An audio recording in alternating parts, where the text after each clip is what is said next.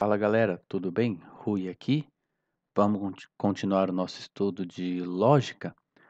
Hoje a gente vai ter um capítulo um pouco mais teórico, mas também muito interessante, que é sobre o significado das proposições, né? O significado no sentido de o que que significa dizer, né, que um certo sujeito é alguma coisa, né? É um certo predicado, né? O que exatamente a gente está fazendo quando a gente enuncia proposições? A gente vai começar pela visão predicativa, que é a visão que o Padre Jorge atribui, né, que ele concorda e atribui aos escolásticos e aos aristotélicos, né, que é a seguinte, que tanto o sujeito quanto, ele chama de visão predicativa, desculpa, tanto o sujeito quanto o predicado expressam o objeto de julgamento sob algum aspecto, né. O juízo, quando ele é, quando ele é verdadeiro, é porque a gente pode dizer tanto o sujeito quanto o mesmo quanto predicado para um mesmo objeto, né. Se eu vejo um carro vermelho, eu posso apontar para ele e falar: "Carro", né, é um carro. E se eu também posso olhar para ele e falar: "É vermelho", né. Por isso que eu posso dizer: "O carro é vermelho", né, porque é o mesmo objeto expresso sob algum aspecto, né. Eu imagino que no caso das negativas, né, seria você está tentando, né, expressar o mesmo objeto, mas não é possível, né, quer dizer, você nega essa possibilidade de expressar o mesmo objeto com duas com esses 2 termos, né. Mas o sujeito, contudo, é entendido em extensão e o predicado em intenção, né. Então, o sujeito, na verdade, me dá um conjunto de indivíduos, né, e a gente usa o predicado para atribuir alguma característica, algum atributo a esses indivíduos, né. Não que quando você diga, por exemplo: "Homens são mortais", só de você falar "homens", você já está dizendo várias coisas deles também, né. Mas a ideia é pegar esses homens, né, e atribuir alguma coisa a eles, né, então, por isso que o sujeito é entendido mais em extensão do que em intenção, e o predicado o contrário. E a cópula declara que o objeto é expresso pelo sujeito e pelo predicado são o mesmo. E aí alguns detalhes, né, isso não exclui a possibilidade da gente começar pelo o acidente, porque a ordem natural para o Aristóteles, né, seria você pegar a substância, que é a coisa que existe em si mesma, a gente vai falar mais sobre isso nas categorias, e e, atribuir a elas acidentes, né, que são acidentes são coisas que só existem em alguma outra coisa, né, então, a altura, né, o comprimento são sempre de alguma coisa, né. Eu digo que um livro tem uma certa altura, mas eu não digo que uma certa altura ela é livresca, né, então o mais natural seria você atribuir começar com a substância e atribuir atributos a ela. Atribuir atributos fica feio, né, mas, porém, às vezes acontece sim da gente fazer a gente afirmar ou negar, né, uma proposição, como eles chamam per accidens, né, por acidentes, como no caso aqui que tem o exemplo, é aquele que vem em nossa direção é Sócrates, né. Porque primeiro, nesse caso, a gente vê que alguém está vindo, de depois a gente atribui fala que é Sócrates, né. Mas o natural seria dizer que Sócrates é a pessoa que está vindo, né. Mas, existe essa possibilidade também, apesar de que o natural é você pegar a substância e predicar dela atributos. E aí vem uma outra visão, né, que a gente vai discutir, que seria a visão de inclusão em classe. Eu vou falar para vocês que eu não entendi direito a refutação que o padre Jorge tenta dar dessa visão, mas acho que vai dar para a gente explicar um pouquinho por que que ela está, errada, né. Então, nessa visão, o sujeito e o predicado são tomados em extensão, né. O predicado antes era intenção, agora para esses caras é tomado em tanto em extensão, os 2 em extensão então. Quando eles dizem então: "Todos os homens são mortais", é a mesma coisa que dizer que todos os homens estão na classe dos mortais, né, então ele está incluído em uma classe. Aí o seguinte, o padre Jorge fala assim: "Com relação à ordem real, a inclusão em classe está envolvida nas afirmativas e excluída nas negativas". Pelo que eu pude entender, seria mais ou menos assim, depois que a gente pega vários objetos, né, e a gente, afirma deles um atributo, né, a gente pode depois entender que eles pertencem a uma mesma classe, né, então, eu acho que isso faz mais sentido no caso de espécies, né, então ou de definições, né, tipo, todos os homens são racionais, quer dizer que os homens pertencem à classe dos racionais, né. Então beleza, você pode entender que tem uma classe também, mas quando a gente faz isso, esse raciocínio, a gente está primeiro partindo da predicação, né, primeiro a gente diz que a gente predica dos homens a racionalidade, depois a gente fala: "Ah, tem uma classe dos homens e uma classe dos racionais", né, então isso seria um negócio que está em cima, uma consequência da visão predicativa, né, não seria uma visão diferente. Mas o que o padre Jorge diz então é que, porém, a questão diante de nós não é se a proposição indica ou não a existência de classes na ordem objetiva, mas se essa é a relação concebida pela mente e verbalmente expressa por sujeito, cópula e predicado. Isso que eu tive um pouco de dificuldade de entender, quer dizer, o que exatamente então esse pessoal da visão inclusiva está tentando dizer a respeito da proposição. O padre Jorge diz assim: se a visão inclusiva é verdadeira, na proposição todo homem é mortal, o predicado deve ser entendido coletivamente, significando a classe inteira como uma unidade. O uso distribuído não seria impossível. O uso distribuído seria impossível. Os homens não estão incluídos em mortais, cada um deles separadamente, né? Então, isso é o que eu tive dificuldade de entender, né? Eu fiquei pensando, talvez porque, como não é uma visão predicativa, não é que eu não posso dizer que cada um deles é mortal, mas é que todos eles, né, são mortais, né, tomados coletivamente, né, quer dizer, e aí seria um erro, né, porque como não tem uma predicação, eu não posso sair dizendo de cada um deles mortal, mortal, mortal, mortal e depois juntar todo mundo numa classe dos mortais, porque isso seria visão predicativa. Então fica meio difícil de entender. O o que para mim seria o argumento mais simples, né, mas é que se você pensar bem, o que a gente está fazendo na lógica seria você atribuir, né, características a eles e depois, por consequência dessas características que a gente atribui, a gente colocar eles numa classe, né. Mas essa tentativa de mostrar por que que não faz sentido colocar na classe, eu realmente não entendi direito. Posso pensar mais a respeito disso depois e fazer mais algum vídeo, mas infelizmente eu vou ficar, deixando essa, vai ficar faltando. Uma outra teoria que pertence a essa visão inclusiva de classe é a visão da quantificação do predicado. Essa é uma forma que foi feita pelo William Hamilton, o Sir William Hamilton era um lógico famoso ali, inglês do século XIX, e para ele a proposição deveria comparar a quantidade, né, ou a extensão de 2 noções. E se você lembrar das 4 proposições ali categóricas principais, você vai ver que elas não muitas vezes o predicado não está quantificado, né, se você pega a universal afirmativa, você não sabe se ele o predicado é necessariamente maior do que o sujeito, né, como em todos os homens são, animais, ou se ele é do mesmo tamanho, como em todos os homens são animais racionais, por exemplo, né.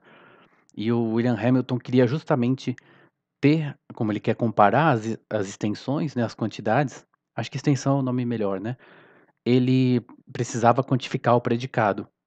Então ele criou 8 proposições que têm formas do tipo todo S é todo P, todo S é algum P, então tem várias combinações, né. E deixa eu ver se ele fala aqui. O problema com essa visão é que não quantificamos o predicado no pensamento.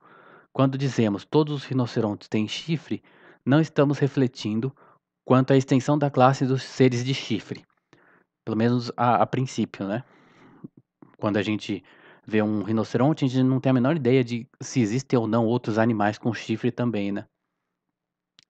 E também as relações possíveis entre as classes são 5, como expressas pelos círculos de Euler. Então, quando você analisa as oito proposições que ele deu, tem muitas que na verdade são a mesma coisa dita de 2 maneiras diferentes, né.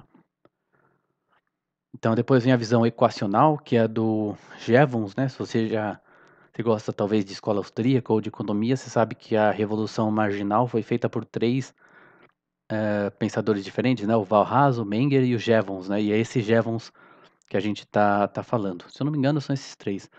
Mas ele também escreveu um livro sobre metodologia da ciência e lógica, e ele defende também uma visão, de inclusão em classe, né, mas ela é essa chamada divisão equacional. Ele defende que a proposição não significa a inclusão, mas a equação, né, a igualdade entre a extensão do sujeito e do predicado. Segundo ele, né, há uma exata analogia entre a igualdade matemática e a relação sujeito-predicado. Então, por exemplo, sal de cozinha, né, é igual a cloreto de sódio, são a mesma coisa, né. E aí o padre Jorge diz assim: "Surgem dificuldades como em homem é igual a mortal, que não são resolvidas mesmo se usarmos que homens são iguais a alguns mortais". Eu não lembro por quê, porque acho que tem vários mortais que não são homens, né. Você pode dizer que alguns homens, que alguns mortais são homens, mas quando você iguala, acho que né, tem alguns mortais que também não são homens, né, então fica com esse problema ali. Então Jevons usa o algo como tipo homem igual a homens mortais, fica um negócio bem estranho, assim. Então mais uma vez cabe a crítica que não pensamos o predicado em extensão. Tem muito a ver com a maneira como a mente enxerga as coisas, né. Então a essência do argumento seria que quando a gente representa um mundo real na nossa cabeça, né, que é a lógica, a gente pega um sujeito e atribui a ele um predicado. E que isso é mais natural e não essa comparação de extensões não é o ato principal da mente, não é o que está sendo feito de verdade quando a gente, diz algo do tipo: "Todos os homens são racionais". O que está sendo feito é atribuir a racionalidade a todos os homens, en entende? Então é bem teórico, assim. A terceira seria a visão atributiva, e nela sujeito e predicados ambos são vistos em intenção, e o sujeito da proposição é que o significado da proposição, desculpa, é que os atributos do sujeito são acompanhados dos atributos do predicado. Mill, em geral, John Stuart Mill é um dos caras que aceita mais ou menos essa visão. Ele diz, quando nós dizemos, né, todos os homens são mortais, não entendemos que o atributo do predicado é possuído por um certo número de indivíduos verificados, pois a maioria desses indivíduos não existe. Esse verificados quer dizer, um certo número de todos eles verificados, né. Quando eu digo essa proposição, eu tenho que dizer que existe um certo número de indivíduos, que são todos os homens, e eu teria que verificar todos eles, né. Acho que eu traduzi mal, mas, pois a maioria desses não nos é conhecida. Disso ele conclui que a proposição indica o acompanhamento constante dos atributos do sujeito com os pelos do predicado. Então o correto, né, para eles, para o Mill, seria dizer: "Mortalidade acompanha os atributos de homem". E em resposta, a gente diz que na proposição concebemos os termos como concretos e não como abstratos, quer dizer, a gente entende os termos como determinando o sujeito. A gente não, hã, na proposição a gente não diz que Sócrates é humanidade, a gente diz que Sócrates é homem. A gente não diz que uma pessoa é coragem, mas que ela é corajosa. Então a gente entende o atributo já como determinando o sujeito, justamente porque ele está no sujeito. Então não um atributo abstrato. Por isso dizemos que o sujeito é algo qualificado por um outro algo, né, e não que certas características acompanham umas às outras, né. Tem um sujeito que tem características e não características andando de mãozinhas dadas, né. Aí entra um problema que a gente bem interessante, que é a questão da implicação de existência. Quer dizer, se ao eu afirmar uma proposição, eu necessariamente estou dizendo que o sujeito e o predicado existem. Ou se eu preciso que o sujeito e o predicado existam na realidade para eu dizer algo a respeito, para eu poder fazer a proposição. Então, discute-se muito se as proposições categóricas implicam na existência do seu sujeito, como no caso unicórnios têm chifres. A primeira coisa que o Padre Jorge faz é rejeitar a ideia de um universo de discurso, que poderia ser o universo da mitologia, do folclore, etc. Basicamente, teria pessoas que dizem assim: olha, unicórnios existem, no universo da mitologia, no universo do folclore, né, das lendas. Então essa seria uma ideia, muito foi muito criticada por não significar nada, né, quer dizer que existe num mundo imaginário. Então, A existência tem que ser nesse mundo físico aqui, físico entre aspas, né, porque nesse mundo natural, nesse mundo que a gente conhece, né, não na nossa cabeça, que físico fica um pouco é a palavra que o padre Jorge usou, mas, ele não está dizendo que só existe um mundo físico material, né. Então ele fala assim: "Podemos dizer que os grifos existem, né, só que eles existem feitos de tinta, né, são". Grifo é uma criatura mitológica, né. Ele existe, mas ele existe os desenhos, né, as pinturas deles, não existem como animais reais, né. Mas a gente não diria que ele existe num mundo mitológico. Essa visão o padre Jorge rejeita. Podemos dizer também: "A ira dos deuses homéricos é terrível", mas queremos dizer a ira dos deuses como imaginados por Homero. Então na verdade, assim, o universo de discurso, né, essa noção, é uma restrição convencional no uso primeiro, né, uma restrição convencional no uso das frases. Então, algumas pessoas falavam assim: "Olha, a gente usa a frase, eh, ninguém usa cota de malha hoje em dia". Cota de malha era tipo uma armadura, né, eles pegavam vários anéis, de vários círculos, né, de metal, iam, cosendo, né, um no outro, assim, juntando um no outro e formava tipo uma armadura, né, uma malha que era como se fosse uma armadura para proteger, né. Então a gente pode dizer: "Ninguém usa cota de malha hoje em dia", mesmo que os atores usem, né, porque o que a gente está subentendendo é que a gente está falando da cota de malha como uma armadura mesmo para ir para a guerra e ninguém usa. Então a gente diz essa frase, a gente diz que é verdadeira, ainda que um ator possa usar ela, né, para fazer uma atuação. Então essa seria a noção original do universo de discurso, mas ela acabou se transformando nesse negócio de, ah, o Saci Pererê existe no universo do folclore, né, que é uma visão que é meio estranha, assim. Então, não há dúvida de que a forma categórica enquanto tal não implica em existência. Acabamos de mostrar que muitos de nossos juízos tratam de criações da mente que só existem na ordem conceitual. Mas sobre questionar se a existência, se as proposições relativas à ordem real implicam na existência de seus sujeitos e predicados, a questão já é um pouquinho diferente, né? Então, claro, a gente pode falar de unicórnios sem que eles existam, ou dos deuses homéricos sem que eles existam, mas e quando a gente fala de coisas que estão na ordem real mesmo? O padre Jorge diz assim: proposições genéricas que tratam as proposições genéricas a gente já falou, elas tratam da natureza universal em exclusão dos particulares, então elas não implicam na existência. Então, como o real só existe como presente nos indivíduos, ou seja, junto com as características individuais, a natureza abstraída dos particulares só existe na mente. Então, quando a gente fala assim, seria o caso de homem é racional, homem é animal, mas não de todos os homens são animais, né? Isso a gente viu lá no capítulo sobre proposições, a diferença entre essas proposições genéricas, né? Que tratam da natureza universal abstraída dos particulares, né? Então, ela não implica em existência, porque eu posso falar dessa natureza universal separada das características individuais, então separadas também da existência, acho que pode dizer existência concreta, né, mas da existência real. Então, não é o caso com proposições no plural, como todos os homens ou alguns homens. Nesse caso, estamos falando de coisas que existem, e a cópula indica a existência. Isso ainda que seja só no passado também, né? A gente pode falar todos os mamutes eram, sei lá, animais, isso implica na existência dos mamutes, ainda que tenha sido no passado, né. Quanto às negativas, os escolásticos diziam que a negação está baseada na afirmação. Logo, se o sujeito não existisse, não poderíamos negar-lhe nada como predicado. Também não é certo dizer que todo A, se A existe, é B. Sempre que afirmamos essa proposição, estamos falando de algo que existe na ordem real ou conceitual. Então a mente sabe que está falando de algo que existe, entende? Porque essa é uma alguns autores falam isso, né, quando a gente diz todo A é B, a gente está dizendo que se o A existe, né, todo ele é B. Mas quando a gente diz isso, né, todo A é B, a gente sabe que ele existe ou na ordem conceitual ou na ordem real. Então não tem para que dizer isso.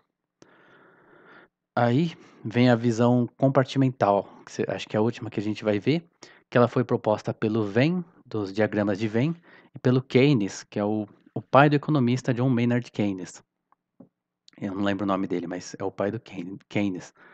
Então eles dizem assim: a proposição todo x é y declara a não existência de uma certa combinação, ou seja, de coisas que são x e não y ao mesmo tempo. Mas não nos diz se existe um y ou mesmo um x. Faltou um m ali, né? Um x. Então a gente viu no diagrama de Venn, né, que quando você queria representar, por exemplo, todo x é y, você tinha os dois ciclos se interceptando, né, com uma intersecção ali, e para você dizer todo x é y, você pintava ali, né, você excluía todo aquele x que não era y, né, que é justamente o que ele está dizendo aqui. Quando a gente diz todo x é y, a gente está dizendo que não existe um x que é não y.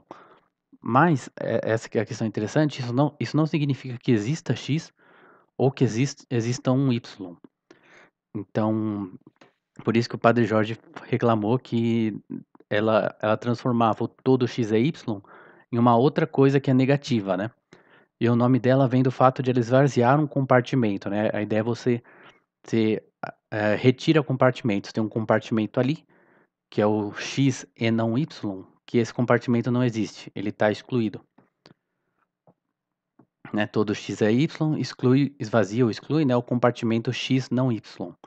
Então a proposição todo x é y não implica que todo x... calma, escrevi errado. Tá.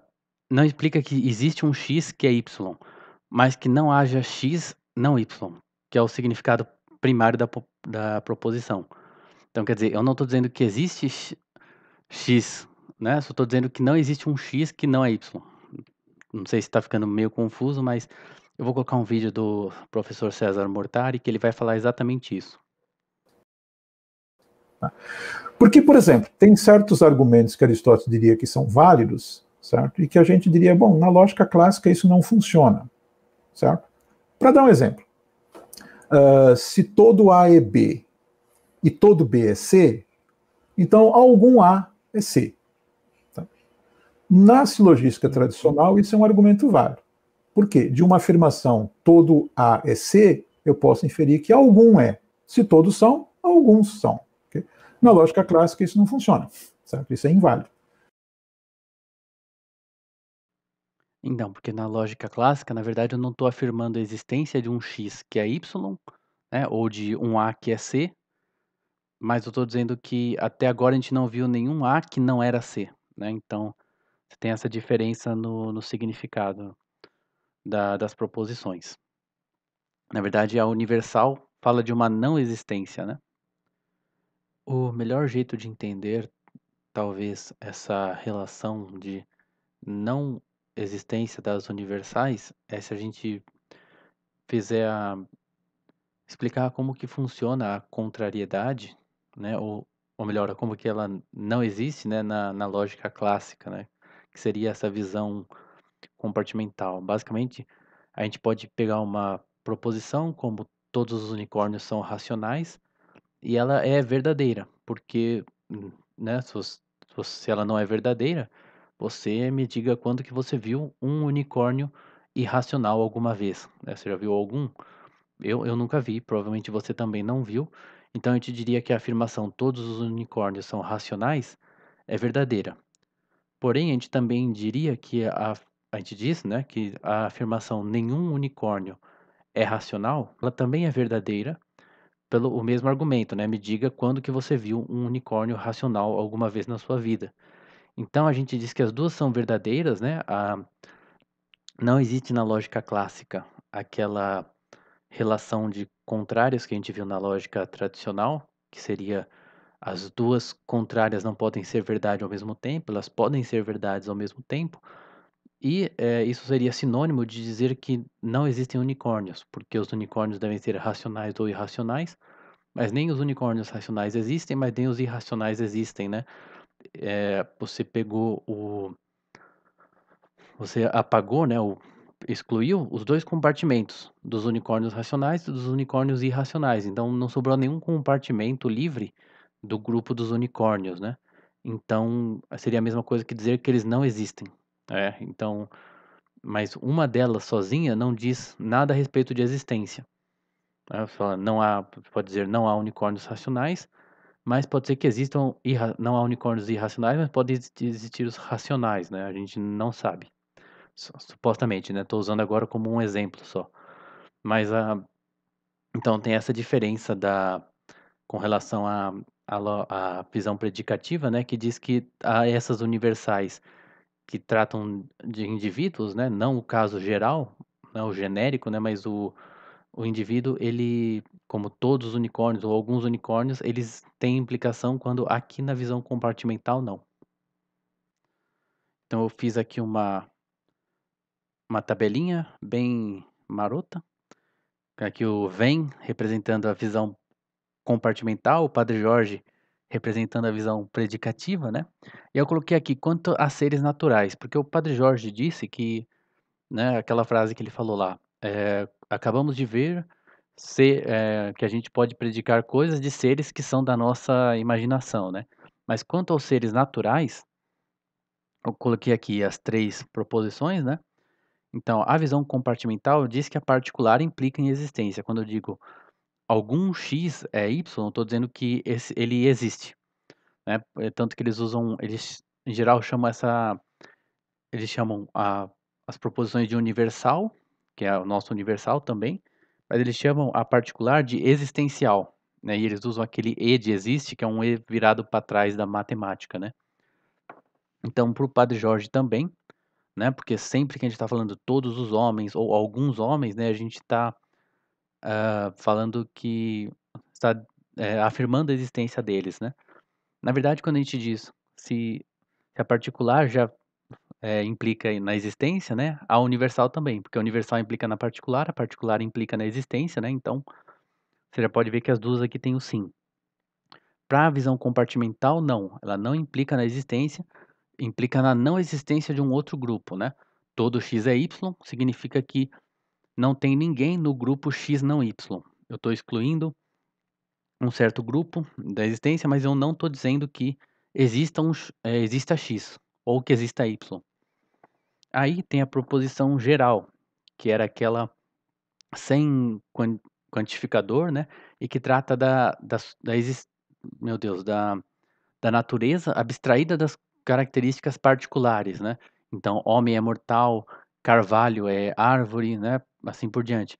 Eu coloquei uma interrogação, porque eu não sei se isso existe na lógica compartimental. E na predicativa, como o Padre Jorge falou, ela não implica na existência, porque ela está considerada separada dos aspectos individuais, né? Abstraída dos aspectos individuais. Então, ela não implica na existência, porque eu posso tratar dela, né, então, separado dos indivíduos. Aí uma questão que o Padre Jorge coloca é a visão desse Bradley, né, que ele afirma que a proposição é a referência de um conteúdo ideal à realidade. O verdadeiro sujeito não é o sujeito gramatical, mas o mundo. Então, por exemplo, na afirmação A precede B, né, A implica B, sempre que tem o A eu tenho B, né, seria isso. A relação AB é o predicado, e se verdadeira, estamos adjetivando o mundo real. Tanto que ele diz, a cópula é uma superstição. A gente não está dizendo que tem um A e está juntando o A com o B. A gente está dizendo que a relação A e B é dita da realidade inteira. Então, os juízos também podem ser feitos com uma única palavra, é o que ele diz, né? Como quando apontamos para um animal em movimento e dizemos correndo, né? Porque a gente está dizendo algo do mundo real. Então, posso só olhar para o mundo real e dizer olhar para um animal e dizer correndo, né? Então, se os juízos consistem em uma síntese de ideias, seria confinado à esfera dos universais e reais. Quando digo o ouro é amarelo, alguns fatos se apresentam à minha mente, porém o amarelo e o ouro universal não são realidades, né? Então, uma coisa meio nominalista, assim, né? Eu só vejo pedaços de ouro, né? Mas na minha mente eu falo do ouro universal.